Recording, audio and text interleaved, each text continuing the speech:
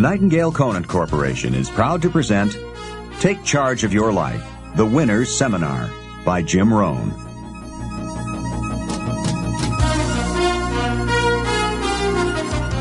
Some people have this incredible zest for life and an appetite for living well and doing well, and others seem to take the ho-hum attitude, let it slide, and hopefully it'll work out anyway. I don't know what the difference of that is. But it is exciting to watch people who are inspired. But I think the key to it all is self-motivation. Self-motivation. The guy says, boy, if somebody just come by and turn me on, hey, what if they don't show up? Right? You got to have a better plan for your life.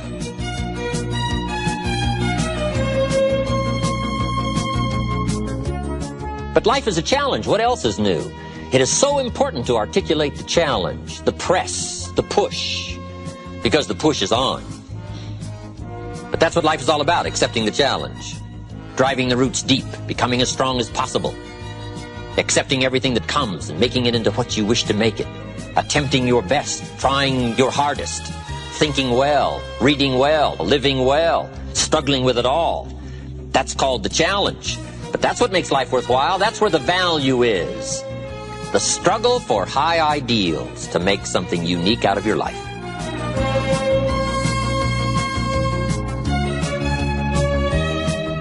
Ideas are life-changing. The ideas you grab hold of today and act upon can make all the difference in the fulfillment of your dreams. Just one good idea can take you to the top. And likewise, with a head full of the wrong ideas, you can become permanently sidetracked from success. If you want to take charge of your life, to really make the most of what it has to offer, you're listening to the right man with the right ideas. Jim Rohn knows the secrets of success. He has devoted his life to a study of the fundamentals of human behavior and personal motivation, and he can awaken a remarkable power for achievement in you. With his unique style of philosophy, wisdom, wit, and solid common sense, he provides practical information and motivation we can all profit from. In this program, you'll discover the 5 pieces of the life puzzle, a body of knowledge guaranteed to help you achieve your greatest goals. You'll hear the secrets of an effective communicator and learn the leadership skills you'll need to get ahead. Jim Rohn speaks from experience. He has an international reputation as a dynamic, effective public speaker and has conducted workshops on personal development all over the world. There's magic in the touch of human words. Jim Rohn credits much of his success to the teachings of his mentor, Earl Schoaf. And now he passes these ideas along to you. Let's join Jim Rohn as you take a front row seat at this live seminar, recorded especially for you.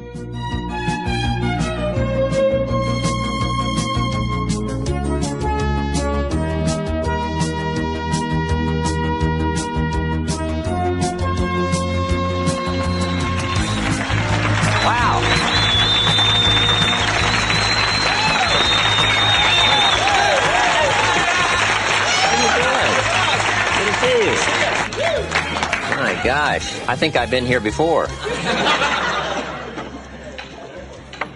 Nice to see all of you. It is a pleasure to have you here. We're going to talk about leadership skills for the 80s. One of the greatest experiences any of us can have is the experience of influence. To persuade somebody that we've got a good idea, or to persuade somebody to buy a product or consider a service. To be able to influence somebody to a way of life, a product, an idea, a company, a corporation, an enterprise. Influence is one of the greatest of life's experiences. And I would like to talk about that in this series of lectures. The chance to influence somebody else, their thinking, their future, maybe their lives, is a great experience. And all the way from being a manager to an executive to being a parent, we all have, in some respects, the chance and the opportunity to influence somebody else. Now, the key is to develop the skills to do it. There's one thing in doing it casually, another thing in doing it haphazardly, and the other is to do it on purpose by learning the skills. And that's what I'd like to cover in this series of lectures. Gathering the skills to help influence people to a way of thinking, to a product, to an idea, to an enterprise, or just to a better life. The skills of leadership. First of all, just in preliminary, let me just give you a list of what I hope you'll find in my series of lectures this time. Here's the list. Number one, sincerity. To accomplish something, especially in lecturing and listening, we have to start with sincerity. And I would assume you're sincere or you wouldn't be here. You wouldn't have made this effort and pushed past whatever you had to push past to get here. And I can appreciate that. So we first of all start with sincerity, and hopefully you'll find me sincere. I really have come by to bring value for your time and effort and consideration. But I've got a good note for you to make. Sincerity is not a test of truth. Sincerity is not a test of truth. We must not make the mistake of saying he must be right, he's so sincere. And the reason is, it's possible to be sincerely wrong. So we must not mistake sincerity for truth, because it is possible to be sincerely wrong. But hopefully you'll find me both sincere and truthful, because I wish to speak for you the truth. But you have to decide for yourself what is truth. But here's the key. Weigh sincerity on sincerity scales and weigh truth on truth scales. We don't weigh truth on sincerity scales. Next, I hope you'll find in our series two major things: ideas plus inspiration. If you want your life to change, here's the source of it all: ideas plus inspiration. Now, ideas are not that far away. In fact, I've got a good phrase for you to consider. This will serve you well for the rest of your life. Everything you need is within reach. Everything you need is within reach. The ideas you need for life change or business change is within reading reach. It's within listening reach. There's probably a library not too far from you. The problem is, right, there's a library there, but most people drive by. Very few drive in. Poor Andrew Carnegie, right, set up all these libraries across the country thinking everybody would stop by. Saying, no, everybody's going to drive by. He thought sure they were going to stop in. Do you know how many people own a library card in the United States? 3%. And guess how much they cost? Nothing. Wow. But see, it's within reach. Now, the key is, who's going to reach? There's a simple Bible phrase, and I'm an amateur on the Bible, but here's what it says. If you search, you will find. But it's very important to know that finding is reserved for the searchers. We don't find what we need, we find what we search for. Needing is not the prerequisite to getting value. You can't be a needer, you have to be a searcher. But if you'll search, if you'll try, if you'll go, if you'll listen, ideas are within reach. And ideas are life-changing. There's nothing so powerful as an idea whose time has come. A business idea, a social idea, an investment idea, good health idea. All you need is just the refinement of an idea to make an impact on your life. Gather treasure, gather equity, gather wealth. Because it doesn't take much to make a significant difference as the time passes. You might draw a little circle. This is where you are. 10 years from now you could be here, or 10 years from now you could be here. And the difference in 10 years between here and here could be significant in money and lifestyle, treasures, equity.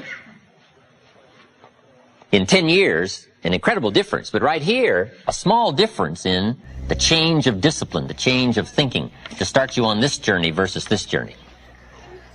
Now, it's also very important intellectually to know whether or not you're headed this way or this way. And once you decide, 10 years from now, I think that the gathering of my intellectual and personal and spiritual and moral and economic treasure may not be that great, the key is to start right now making these changes to walk this new road. But here's what's exciting to me. Just a few daily disciplines makes a great deal of difference in 1 year, 3 years, 5 years. Just a few daily disciplines. And that's what I'd like to talk about in this series, just these few daily disciplines that make the difference, whether you wind up here or here. Good question. 10 years from now, you will surely arrive. The question is, where? We don't want to kid ourselves about where. We don't want to kid ourselves about the road we're walking. I had a day shortly after I met Mr. Schoaf called, "Do not kid myself anymore" day. I don't want to go disillusioned anymore. You know, I was using the cross-finger theory back when I was 25, 24, 23. I finally decided that the cross-finger theory was not going to get me what I wanted. That isn't where the treasure lies. That I'm going to have to make sure which of these ways I'm headed. But a few reading disciplines and a few disciplines of mind and a few disciplines of activity, and you can make all the difference in the world whether you wind up here or whether you wind up here. Okay. But just a few changes. Sometimes we get the idea that we're doing about 10% and there's about 90% more that we need in order to make the difference for our fortune. And probably the opposite is true, right? We're doing enough things to have arrived here today. We're doing enough things to have bought and shared in the good life so far. And maybe all you need is that extra 5%, 10% of intellectual change, activity change, a refinement of discipline, a refinement of thought. And all we need is the ideas to make those simple changes. And the equity starts gathering in 1 year, 3 years, 5 years, 10 years. I have a good comment for your notes. Now's the time to fix the next 10 years. Now's the time to fix it. Now, sometimes you have to come to grips with reality and with truth.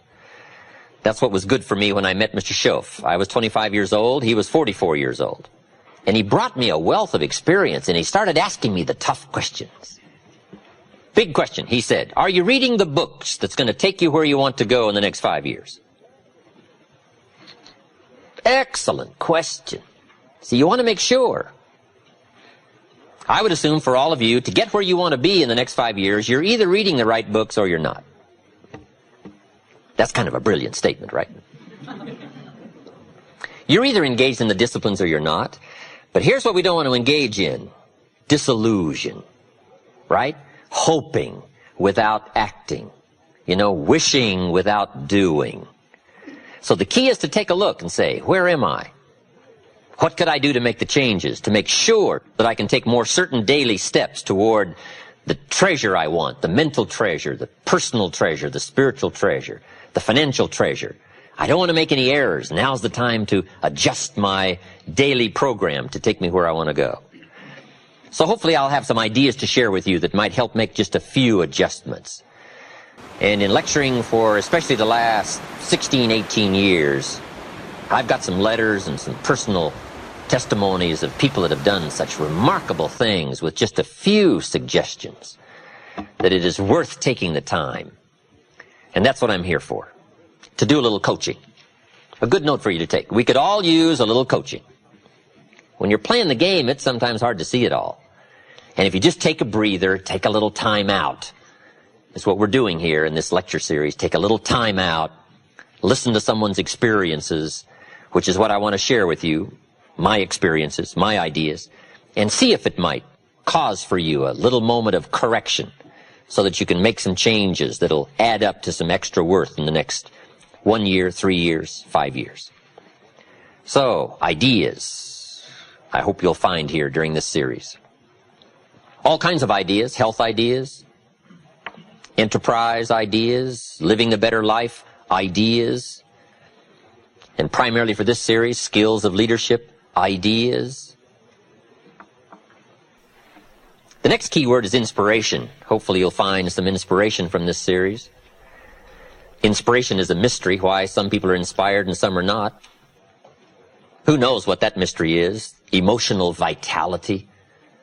Some people have this incredible zest for life and an appetite for living well and doing well, and others seem to take the ho-hum attitude, let it slide, and hopefully it'll work out anyway. I don't know what the difference of that is. But it is exciting to watch people who are inspired. But I think the key to it all is self-motivation. Self-motivation. The guy says, boy, if somebody just come by and turn me on, hey, what if they don't show up? Right? You got to have a better plan for your life. Personal inspiration, drawing emotional vitality from life and the challenge, going for it. We all admire that. Hopefully you'll find some of that as we study together. And here's what I hope you'll find also during this series. Guidelines for translating response into results. I just want to share with you some of my insights, some of my experiences. I belong to a group that does business around the world. We've discovered a lot of ways and means, and methods, and ideas. I just want to share that with you from my own experiences and hope that it will serve as guidelines. But I'd like for the guidelines to translate response into results. Now, just a personal word. I don't know where I've caught you in this particular lecture series. Maybe this is springtime for you. You've got a new opportunity going and no telling what you're going to make of it, and you're all excited. I congratulate you for that. Maybe some of you, we've caught you in harvest time. If we knew your story, we'd let you give this lecture. I'd be happy to sit down, let you translate to us your story and your experiences and your success. Maybe you're celebrating, and maybe this series of lectures I've come along has caught you celebrating. Maybe this is the summertime for you, when sometimes the going is tough, and the weeds are attacking your garden, and the bugs are after your values. Summertime is an interesting time. It's not that easy to last from spring till fall. Summer's a test, and especially when the creditors are calling. We have a tendency to walk out in the field and say, "Grow, crop, grow." They are on me. So I don't know, maybe we've caught you in a testing time. Maybe this is challenging time for you, the summertime. Maybe I've caught you in winter. And I'm sure we've all had some of those winter times, sort of desperate times, decision-making times. Maybe I've caught you in this series at the fork of the road, and some of the decisions you make in the immediate future are going to have everything to do with your next 5 years, 10 years. And I've been to a few of those called forks in the road. I mean, which way do you go? What do you select now as your next path of opportunity? And maybe these are trying times for you. Winter can be a source of trial when the push is on and the press is on. So I don't know where I've caught you, but whatever season I've caught you in, I want to bring you value. That's my intent. And to get the most from this series, let me give you just a quick list. Here's number one, be thankful. I think first of all, to get more, we need to just be thankful for what we already have, especially living in this unbelievable country. In America, we call somebody poor that makes $10,000 a year. I'm sure the rest of the world would find that hard to imagine. Say, why would you call somebody poor that makes $10,000? I don't know. We're such a rich, fabulous country. It's unbelievable. In Bangladesh, the average income is $95 a year. So I'm sure they would find it strange that people would attend lectures on how to do better when probably we're doing better than almost anybody else in the world. I gave a lecture one weekend at our ranch in Clear Lake, California. Nice group of people. I get there a little bit before the Friday evening session, and I can't believe the parking area. Eldorados and Continentals and Mercedes and Ferraris and one Rolls Royce. Unbelievable. And I walk in, and here's this good-looking crowd.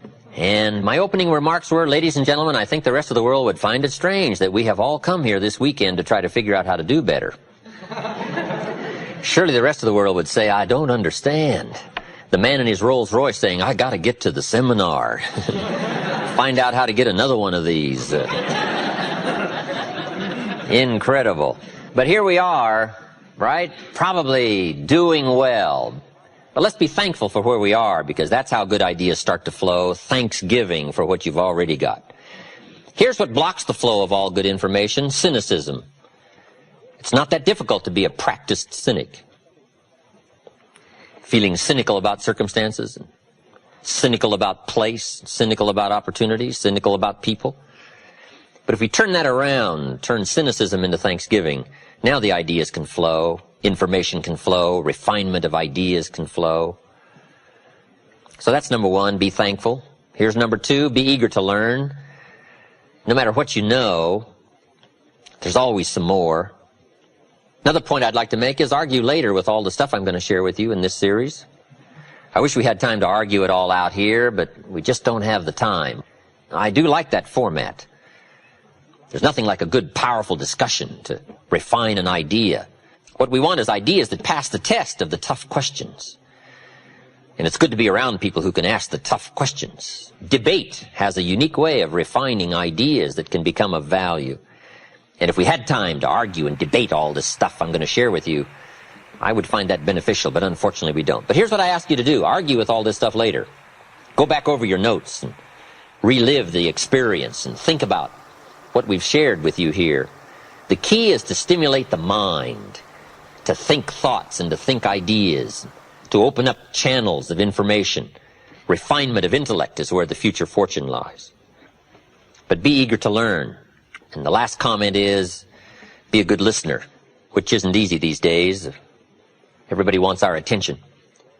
Radio voices and television voices and advertising voices and political voices and social voices and religious voices and community voices and family voices. And how do you sort through all the voices and give extra time to a voice of substance? It isn't easy. But if you'll practice the art of good listening, no telling what you can find in the way of ideas that can help change your life. All right, that's enough in preliminaries. Let me just give you the 5 major pieces to the life puzzle. Somebody asked me not too long ago if somebody needed help, could you categorize where they may need help into some simple steps? And I said, I think I can. And here's what I came up with, the 5 major pieces to the life puzzle. If we all need some help, here's probably where it's going to fall, in one of these 5 pieces. And I'm sure you can guess what they are. Number 1 is philosophy. Philosophy is simply what you know. Now, to correct a couple of old cliches, what you don't know will hurt you. And to correct another one, ignorance is not bliss. Boy, it's so important to have the correct philosophy. It's so important to know. Philosophy sets the course of your life. It is the major piece in the 5 major pieces of the life puzzle. This is called major. Now, some things are minor. Some things don't affect your life that much. But here are 5 areas that affect our life immensely. Philosophy is simply what you know. So it's important to know. I'm telling the kids these days, make sure you get the information while you're here. I'm talking to the Newport Harbor high school kids in some lectures last year and this year. And my encouragement is, make sure you get all the information while you're here. I know it's laborious. I know it isn't easy to read the books and take the classes and try to get good grades. But hey, while you're here, gather it all up. Right? Because there's nothing worse than being stupid, right? Being broke is bad, but being stupid is what's awful. And what's really bad is being broke and stupid, right? There's nothing much worse than that. Unless you're sick. Sick, broke, and stupid, right? We would call that the ultimate low. I don't know anything much worse than that. Well, maybe one more. Ugly, sick, broke, and stupid.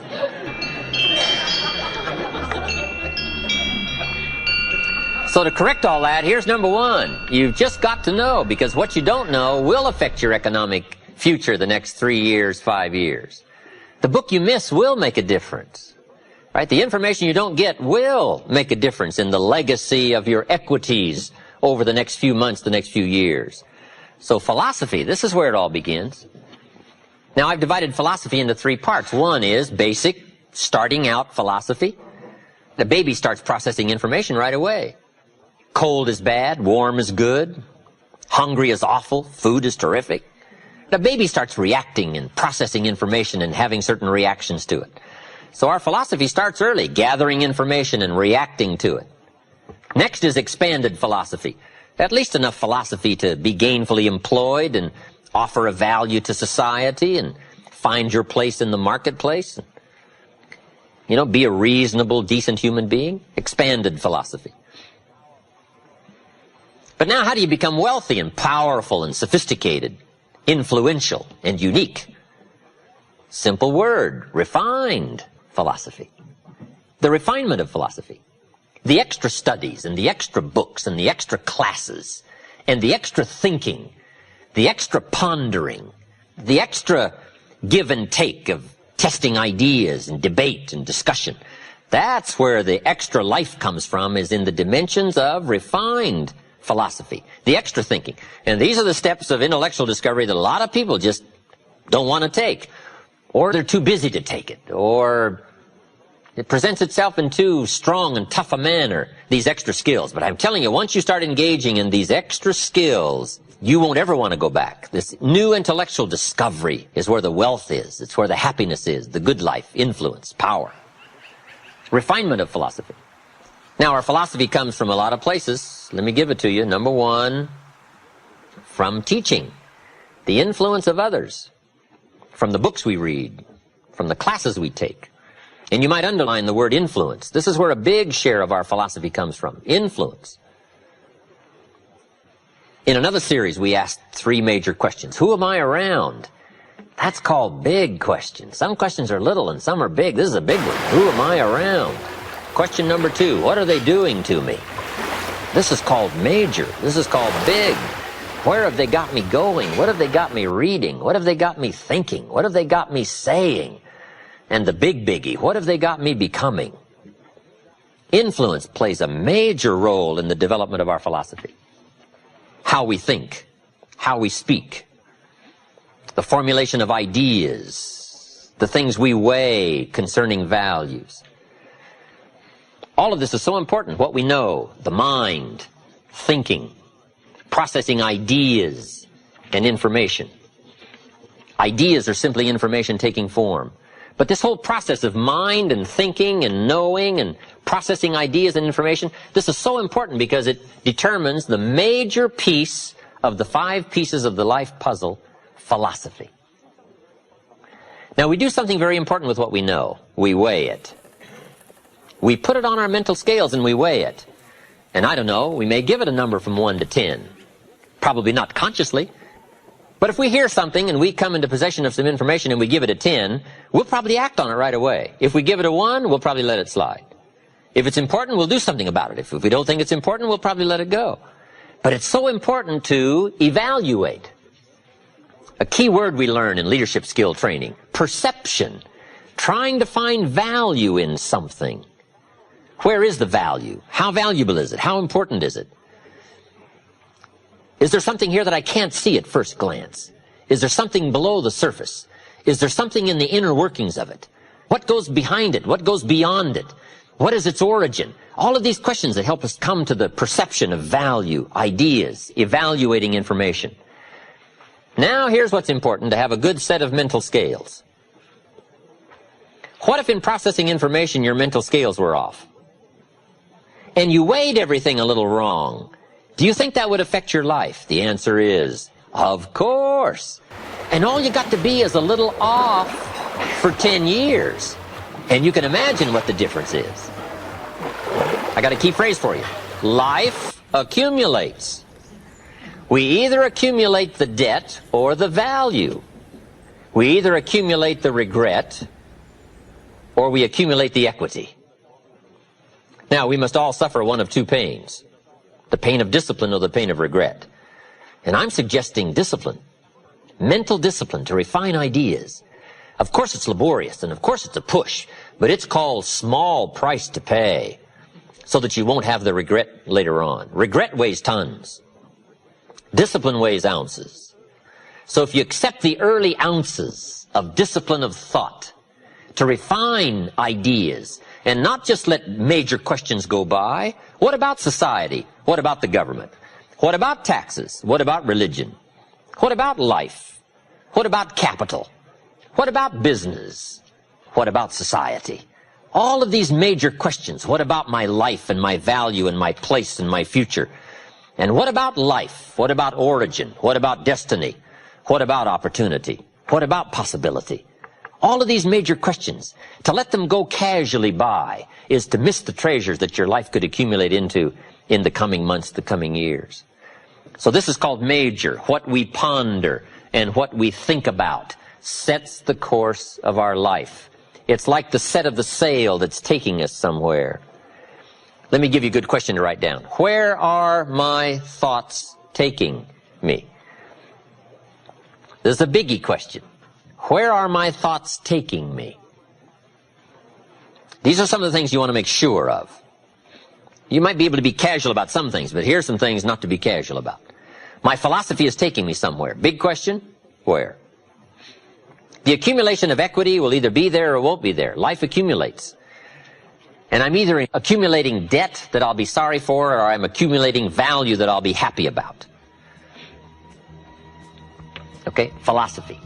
The first major piece in the 5 major pieces